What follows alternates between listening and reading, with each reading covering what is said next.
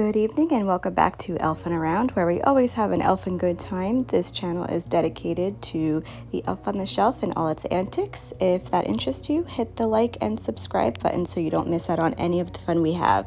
So we have a pirate costume and props that I'm going to be making today, and I used an unusual item here. This is actually a dog's costume. I found it at Dollar Tree and it was in the Halloween section, but if you cannot find that, you can just use felt.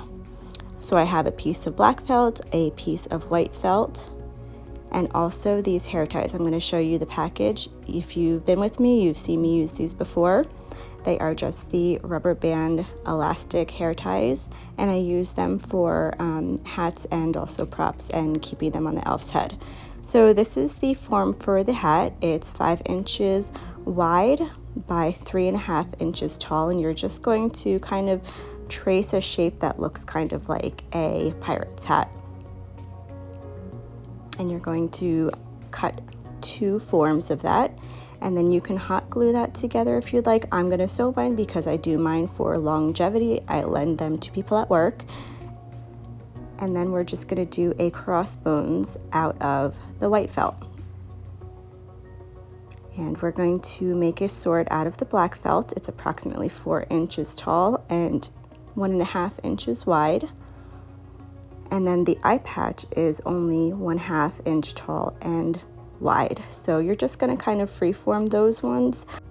And I'm just hot gluing the rubber band hair tie to the eye patch. And this I got from Dollar Tree as well. I found it in the wood crafting section. I'm going to be using it as a treasure chest. I did paint that red. So we're going to move on to the dress now. I'm just cutting the back seams off because we're only going to be using the front part. And I'm going to use a piece of black felt to complete the back. So this is a form from Wild and Wanderful, Wanderful. If you've been with me before, I recommend printing out her elf forms because they are very, very useful if you're making your own clothes. I did, though, add a little bit of extra length to the seams because her forms are to be used with knit fabrics, which are stretchy, and these are not. So you have to accommodate for those. So I just added I'd say, I don't know, a 1/2 inch to each seam just so that it will fit on the elf. And I'm just going to cut around.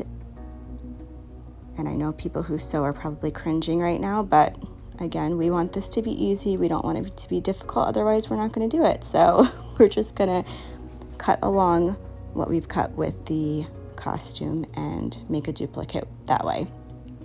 So you can go ahead and hot glue those together if you want to. I would recommend sewing if you can, just because it does leave it stiff if you hot glue it. But if you are using this one time, it's not that serious. It's all good. Just go with what you have. So we're just going to dress our little elf up and just showing you what everything looks like once it's done. And this costs literally pennies to make. If you guys have the time to do it, go for it because it's really, really cute. You can make a treasure map. You can fill the chest up with some candy or some treasure. And I also show you here, if you shorten that dress, you could just make it a shirt for a boy elf. Thanks. Please like and subscribe.